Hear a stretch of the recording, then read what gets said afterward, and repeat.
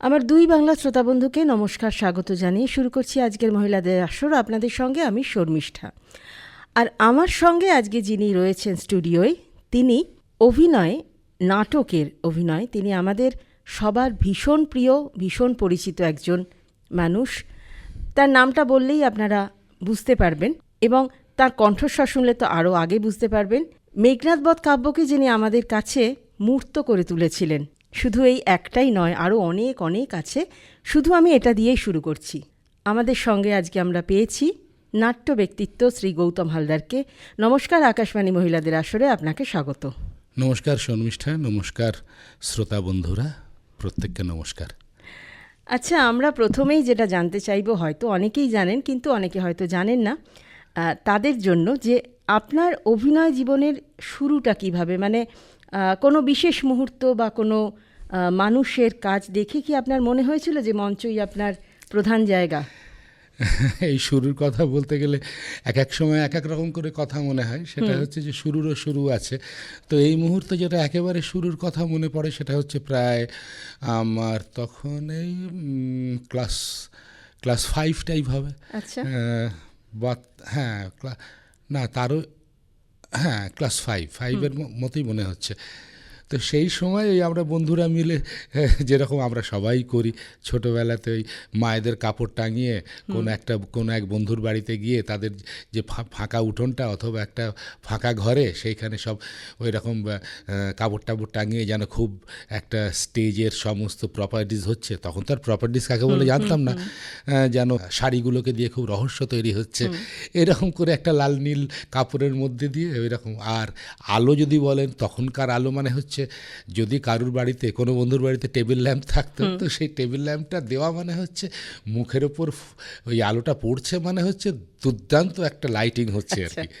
তো এই সবই মনে পড়ে আর কি। মানে আসল কথা এই জন্যই বললাম যে এই থিয়েটারের ভেতরে এত বছর পরেও একেবারে সেই ছোটোবেলার কথা মনে করার থেকে আজকে এই এত দিন পরে, এত বছর পরে মনে হয় এগুলোর মানে এই সময় মনে হয় যে এক এক সময় মনে হতো হয়তো কারোর কাছে এর কোনো দাম নেই, কেননা অনেকেরই বা প্রায় সবারই এরকম ছোটোবেলায় খেলনা বাটি খেলার মতো বা পুতুল খেলার মতো এরকম নাটক খেলা, সেটা তারা সবাই করেছে।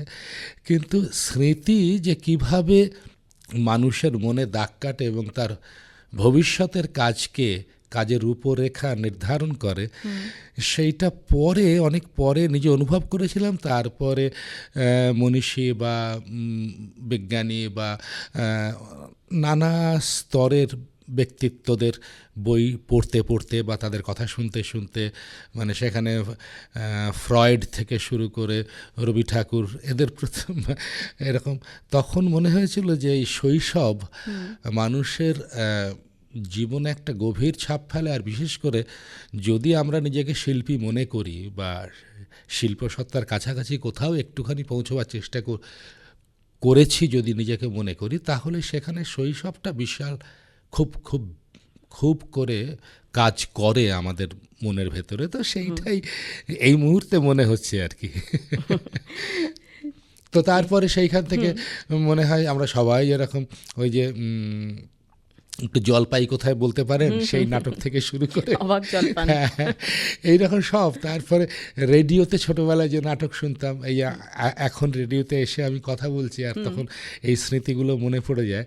সেই নাটকগুলো যখন শুনতাম আর মনের ভেতরে কল্পনায় সব নানা রাজ্যে ঘুরে বেড়াতাম, আর তখন তো বুঝতে পারতাম না কি করে এমন করতো, কীরকম, কিন্তু কীরকম ম্যাজিক তৈরি করতো গলার ভেতরেই, যেন সে কত দূরে চলে গেল, আবার কথা বলতে বলতে কত আস্তে কত কাছে চলে এলো।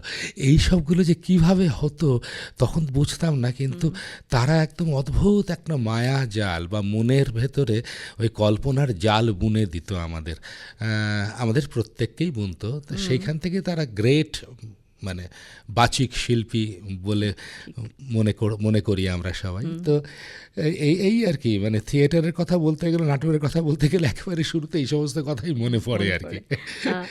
আপনার ছোট থেকে বড় হওয়া কি কলকাতায় নাকি? না, কলকাতায় নয়, প্রধানত মফস্বলে। আর আমার বছরের প্রায় অনেকগুলি মাস, মানে 3-4 মাসের মতো কাটতো একেবারে গ্রামে।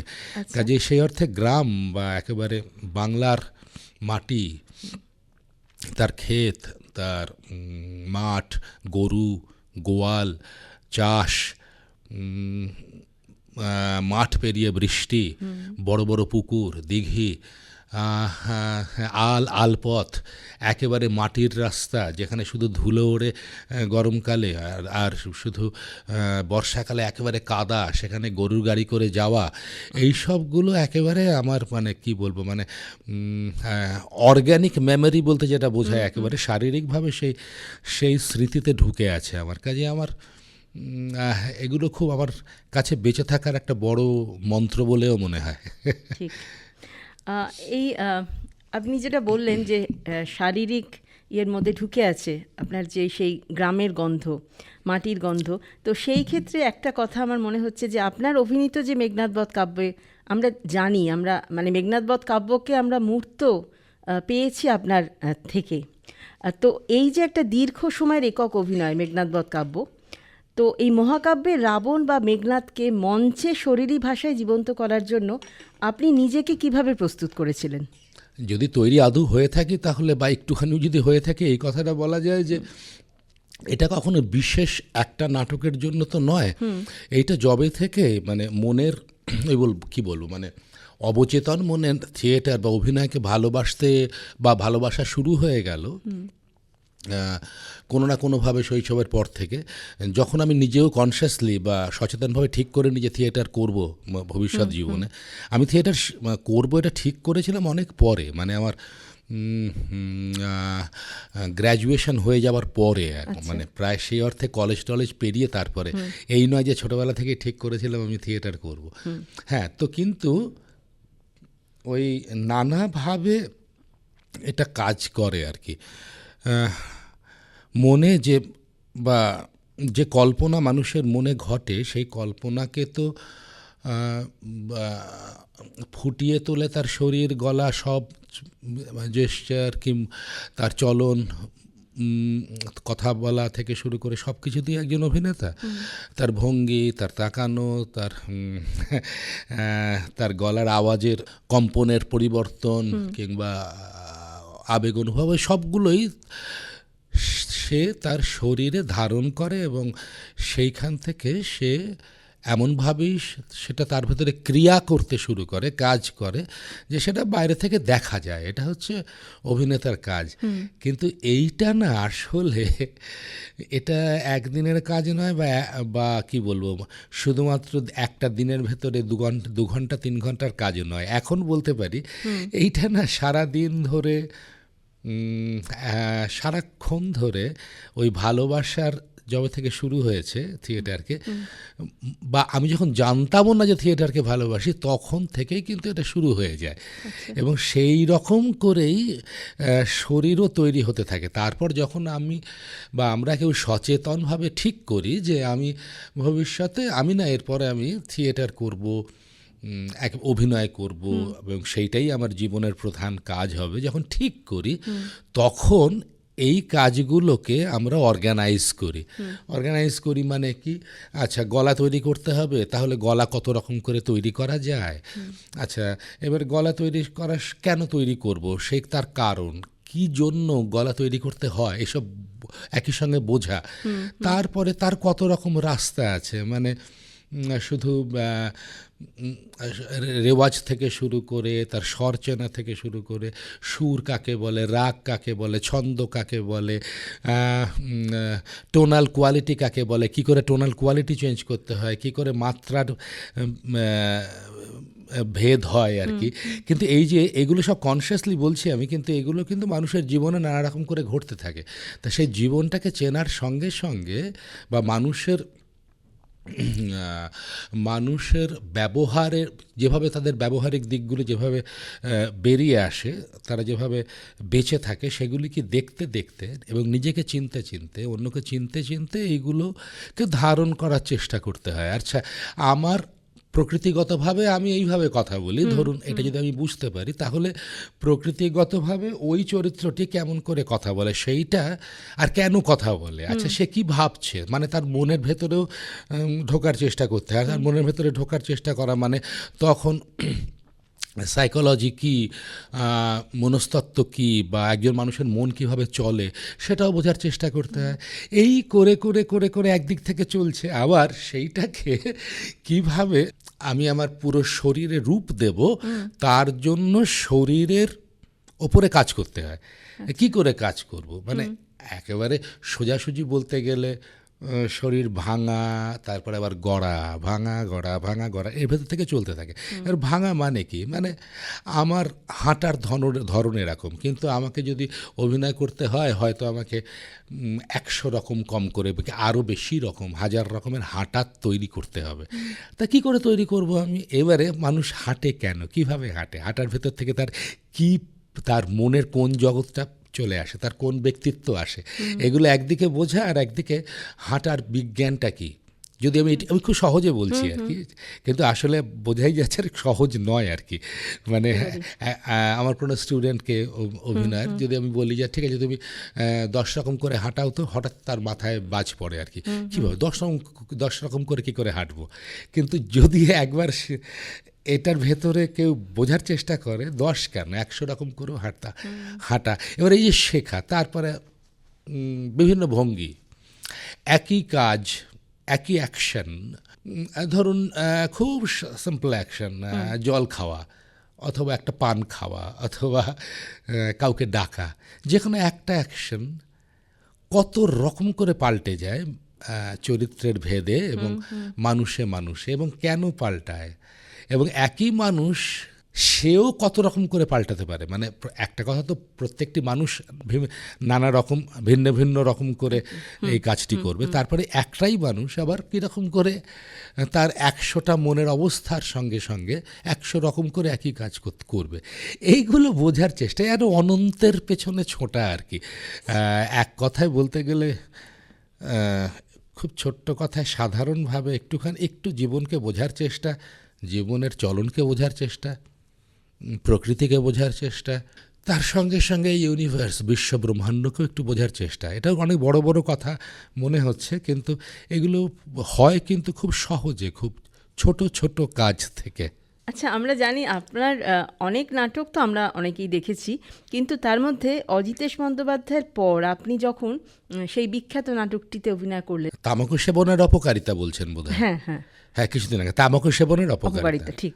হ্যাঁ, ওইখানে কি কোনো মানে কোনো চ্যালেঞ্জ কাজ করেছিল আপনার মধ্যে? হ্যাঁ, অবশ্যই।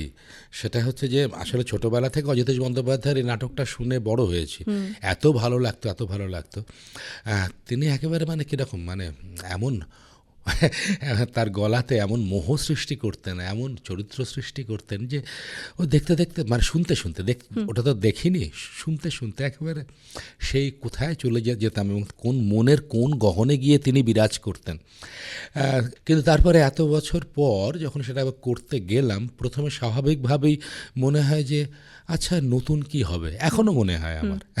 একদম নাটক যবে থেকে শুরু করেছিলাম তখনও মনে হতো কি নতুন হবে রে বাবা, আমি তো নতুন কিছুই দেখতে পাচ্ছি না। কিন্তু এই করতে করতেই নতুনকে দেখা যায়। নতুন মানে কি? নতুন মানে যে চরিত্রটা আমি শুনে একরকম করে বুঝেছি, সেই চরিত্রটাকে যদি আমি বোঝার চেষ্টা করি, আরও অনুভবের চেষ্টা করি, সেই অনুভব করতে করতে দেখা যায় যে আমার দেখার সঙ্গে চরিত্রটা না পাল্টে যাচ্ছে। সেটা সব ক্ষেত্রেই হয়, মানে সব নাটকের ক্ষেত্রেই হয়। যে নাটক ধরুন আগেও মহান অভিনেতারা করে গেছেন, সেই নাটকও যখন আমি করেছি একই রকম ঘটেছে।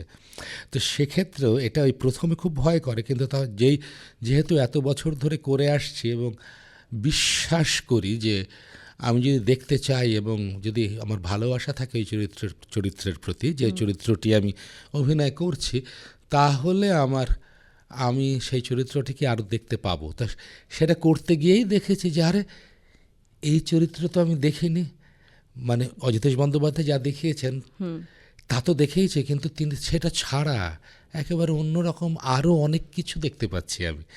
তো তখন সেই দেখাগুলো আবার বা অনুভবগুলো, ওগুলো শরীরে এবং গলাতে তৈরি হয়, ফুটে ওঠে একজন অভিনেতার। তা সেইভাবেই হয়েছে। আচ্ছা আচ্ছা, আপনি তো দীর্ঘকাল একটি দলের সঙ্গে যুক্ত ছিলেন আমরা জানি। এরপরে আপনি নিজের মতন আরেকটি দল তৈরি করলেন। তো এই যে নতুন যে দলটি করবেন বলে ঠিক করলেন, সেই সিদ্ধান্ত নেওয়াটা কি খুব কঠিন ছিল নাকি খুব স্বাভাবিক ছিল? কি বলি, কঠিনও না সহজও না, কিন্তু বাইরে থেকে দেখতে গেলে কঠিন। আমার কাছে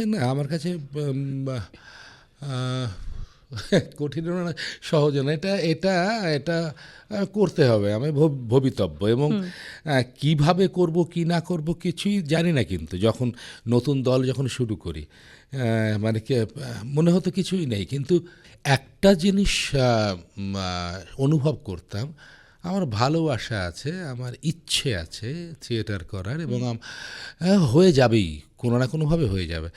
আর যদি সেইটা থাকে তখন না ওই ভালোবাসার অনুভবেই, কাজের ভালোবাসার অনুভবেই সেই কাজের সঙ্গে আরও কিছু কিছু মানুষ যুক্ত হতে থাকে, তাদেরও যদি কাজটা ভালো লাগে বা ভালোবাসে তারা, সেই রকম অনেক বন্ধু পেয়ে যায় আস্তে আস্তে সেই মানুষ। তো আমিও এরকম অনেক বন্ধু, অনেক কাছের লোক পেয়ে গিয়েছিলাম, তারা আজও আছে সেই, এবং তাদের ভেতরে বেশ প্রধান কয়েকজন আছে। আর যে এক প্রধান তো আমার দলের প্রধান, যিনি আমি বলি অভিনেত্রী এবং দলের সেক্রেটারি দ্যুতি, সেও আছে একেবারে শুরু থেকে, মানে দল কীভাবে হবে না হবে তার সব কিছুই তৈরি হয়েছে। এবং তারপরে বন্ধু ছাত্রীরা যারা শিখতে চায়, এই করে করে করে করে হয়ে গেছে। কিন্তু ওই যে বললাম যে কঠিন না সোজা, এটা না বলা কঠিন মানে আমার পক্ষে। তার কারণ আমি এইটা জানি যে বাইরে থেকে অনেকে দেখে, পরে আমি বুঝেছিলাম, তারা বলেছিল এইটা গৌতম তুমি এটা কি করে করলে, আমরা অবাক হয়ে গিয়েছিলাম, এবং আমরা ভাবতেও পারিনি যে এই রকম করে আবার তুমি এক নতুন দল করে এই রকম করে করতে পারবে। এটা তারা কিন্তু খুব সত্যি করেই বলেছে। আমি যখন তাদের মুখের দিকে তাকিয়েছি বুঝতে পেরেছি। তা সেখান থেকে বুঝেছিলাম যে হয়তো কাজটা কঠিনই বাইরে থেকে, কিন্তু আমার কাছে কঠিন সোজা কিছুই লাগেনি, আমার কাছে ভালো লেগেছিল এবং মনে হয়েছিল অপরিহার্য, করতেই হবে, তাই মনে হয়। আজও যদি হঠাৎ করে আমি মনে হয় না আমার দল নেই, তাহলে আমি কি করব? আমি যেখান থেকে ওই থিয়েটারই তো করব, সেটা থিয়েটারও একটা খুব ইন্টারেস্টিং জিনিস, এটাও শিখিয়েছে থিয়েটারই আমাকে, নাও অ্যান্ড হিয়ার, মানে এখানে আছি এবং এই সময়ে আছি। তো এই সময় এখানে দাঁড়িয়ে আমি কি করতে পারি তার উপরে থিয়েটার নির্ভর করে। আমি যদি কোনো একটা ছোট্ট জায়গা পাই তো সেখানে করব, যদি জায়গা না পাই আমি ফুটপাতেও করেছি, বাড়ির ছাদেও করেছি, কোনো ঘরের ভেতরেও করেছি থিয়েটার, নানা জায়গাতে ওপেন স্পেস থেকে শুরু করে তিন দিক, নানা মঞ্চ, কাজে ওটা হয়ে যায় আর কি। মানে থিয়েটার করতে গেলে শেষ পর্যন্ত লাগে তো সেই বলে না যে একজন অভিনেতা এবং একজন দর্শক যার সঙ্গে ইন্টারাকশন হবে। তো সেটা মানুষের যতক্ষণ এই ক্রিয়া প্রতিক্রিয়া চলবে, থিয়েটার থাকবে।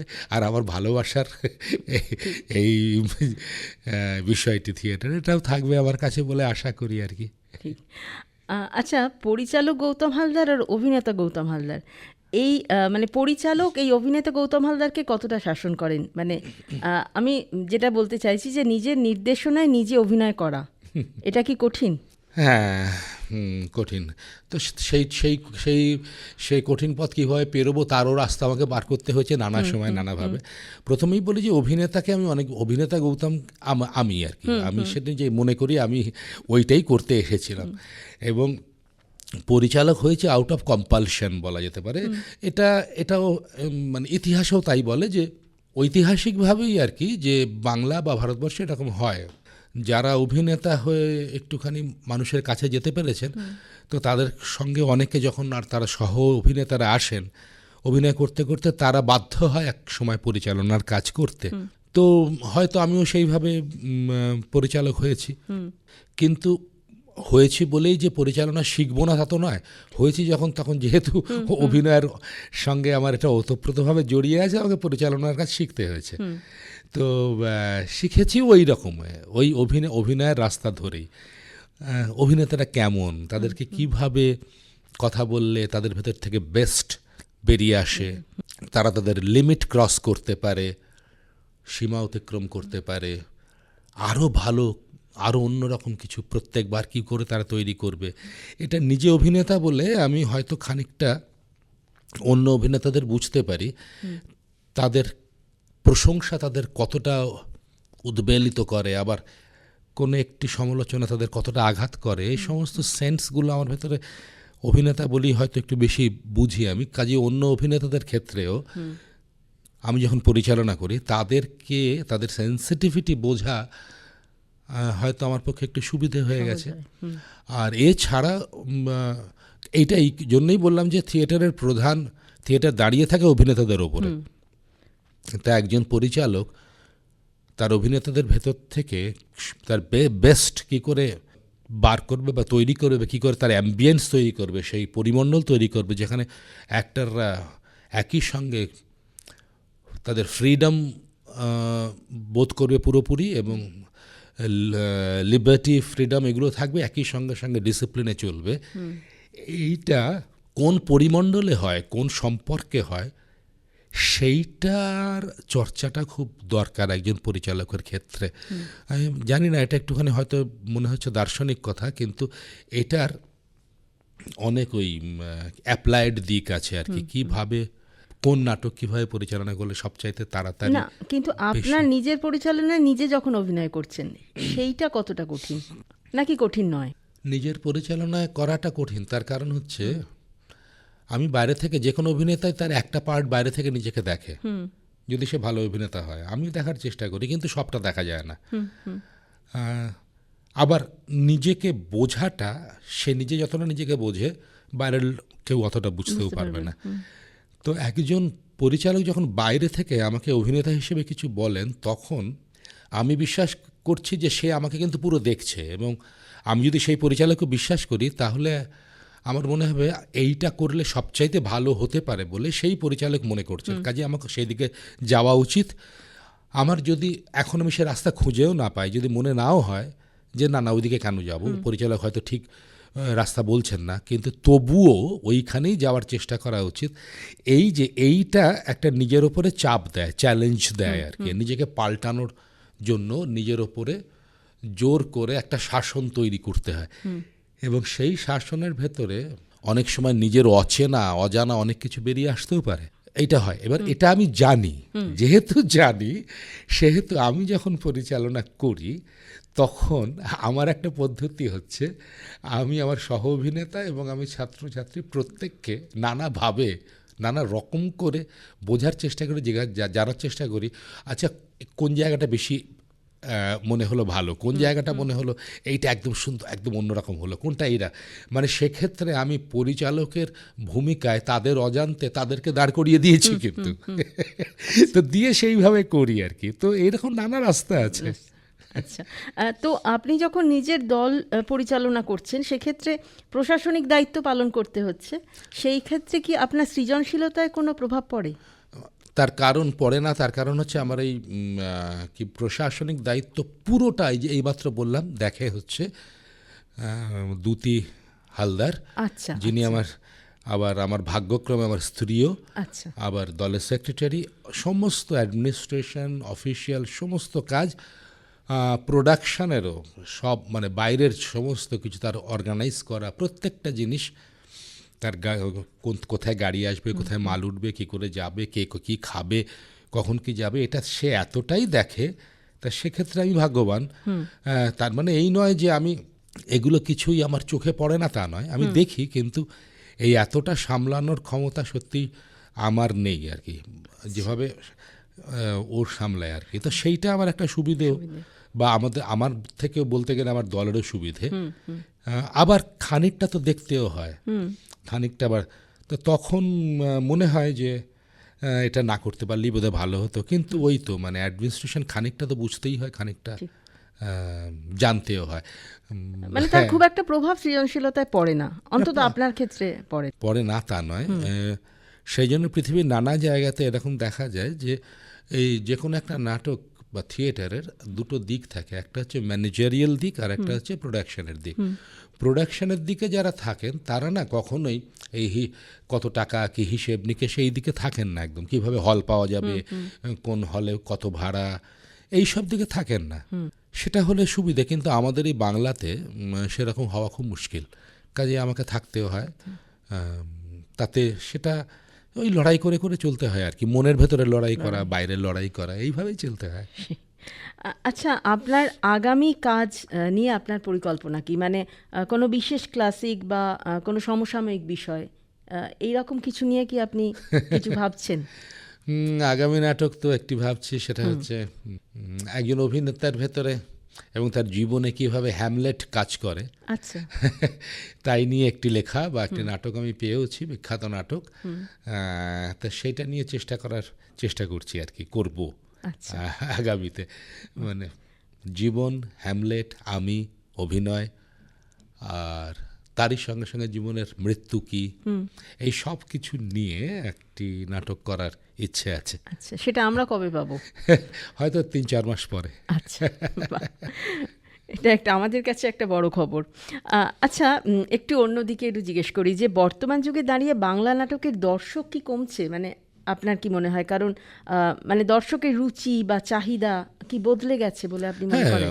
রুচি চাহিদা তো বদলায় সমাজের সঙ্গে সঙ্গে। সমাজ যেহেতু পাল্টাচ্ছে, তার বহিরাঙ্গ পাল্টাচ্ছে, তার সামাজিক আচার আচরণ পাল্টানো হচ্ছে জোর করে, অনেক রকমের সামাজিক রাজনৈতিক প্রেক্ষাপট পাল্টাচ্ছে, মানুষের বিশ্বাসের ধরন পাল্টাচ্ছে, বিশ্বাস অবিশ্বাস সব,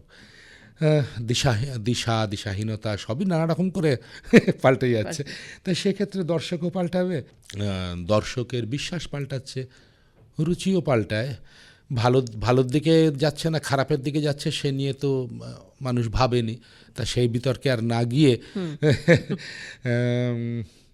কিন্তু দর্শক আসছে থিয়েটার দেখতে, এটা বাস্তব। হ্যাঁ, এবারে এই তর্ক তো চলবেই যে আগের থিয়েটার কেমন ছিল, তার থেকে এখন থিয়েটার কি খারাপ হচ্ছে, নাকি আরও কিছু থিয়েটার ভালো হচ্ছে, নাকি আগে আরও ভালো ছিল, তার আগে আরও ভালো। হ্যাঁ, মানে এইরকম নানা স্তরে আলোচনার বিষয়। কিন্তু দর্শক আছে, রুচি অরুচি সবই পাল্টাচ্ছে। তো কিন্তু থিয়েটারের কাজ তো থিয়েটারকে করতেই হয়, সেই সময়টায় দাঁড়িয়ে করতে হয়, আমাদেরও করতে হচ্ছে এখন, এই সমাজেই করতে হবে, এই মানুষজনের জন্যই করতে হবে। মানে দর্শকের রুচিকে বদলেও দেবেন আপনারা, মানে সুরুচির দিকে? অত জোর থিয়েটারের আছে কিনা জানি না, কিন্তু থিয়েটার যেহেতু কম মানুষেরকে নিয়ে কাজ করে, কম মানুষের সামনে থাকে, এবং তাদের দর্শক অনেক সময় সিলেক্টেড, তারা মাইনরিটি, যেহেতু মাইনরিটি হলেই তার জোরও বেশি থাকে। কিন্তু একটা পুরো সমাজ বদলানো, তার রুচি বদলানো, একদম থিয়েটার করে দেবে এটা হয় না। তার সঙ্গে সঙ্গে ঐতিহাসিকভাবে কিছু পরিবর্তন আসা জরুরি, সামাজিকভাবেও কিছু পরিবর্তন আসা জরুরি। সেটা রাজনৈতিক পথ থেকে হতে পারে, ভৌগোলিক কারণে হতে পারে, প্রাকৃতিক কারণে হতে পারে, নানা কারণে হয়। কিভাবে সেটা পাল্টাবে এবং সেই পাল্টানোর দিশা কি, তা নিয়েও শিল্পের ভাবনা আছে বা শিল্পীদের ভাবনা আছে, আমাদেরও আছে। তা এই করতে করতে ভবিষ্যতের দিকে তাকানো, কারণ একজন শিল্পীর কাজ এই বাস্তবটা যেটা এখন চারপাশে ঘটছে সেইটাকে মেনে নেওয়া নয় শুধু, তাদের প্রধান কাজ হচ্ছে কল্পনায় নতুন বাস্তবের জন্ম দেওয়া এবং সেই বাস্তবের পেছনে দৌড়ানো। কল্পনাটাই তাদের কাজ, এবং স্বপ্ন দেখানো তাদের কাজ। তো সেই কাজটাই আমরা করতে পারি। সেই স্বপ্ন কবে বাস্তবায়িত হবে সেটা আমাদের হাতে নয়। হ্যাঁ, কারণ হবে হয়তো, সেই আশাতেই তো চলে, সব শিল্পীই চলে। ঠিক, আর স্বপ্ন দেখা এবং স্বপ্ন দেখানো। নিশ্চয়ই। অনেক ধন্যবাদ। মানে আমরা খুব অল্প সময়, এতটা অল্প সময় বোধহয় সবটা জানাও যায় না, শোনাও যায় না, কিন্তু যতটা আমরা তাকে পেলাম তার কাছ থেকে আমরা বোধহয় অনেকটা শুনলাম, জানলাম। তো আমরা আশা রাখবো যে আবার উনি আসবেন এবং আমাদের আরও অনেক কিছু নতুন কিছু জানাবেন। আমাদের সঙ্গে আজকে ছিলেন নাট্য ব্যক্তিত্ব শ্রী গৌতম হালদার। তাহলে আমাদের মহিলাদের আসরের পক্ষ থেকে আমরা তাকে ধন্যবাদ জানাচ্ছি। ধন্যবাদ, নমস্কার। ধন্যবাদ এবং নমস্কার।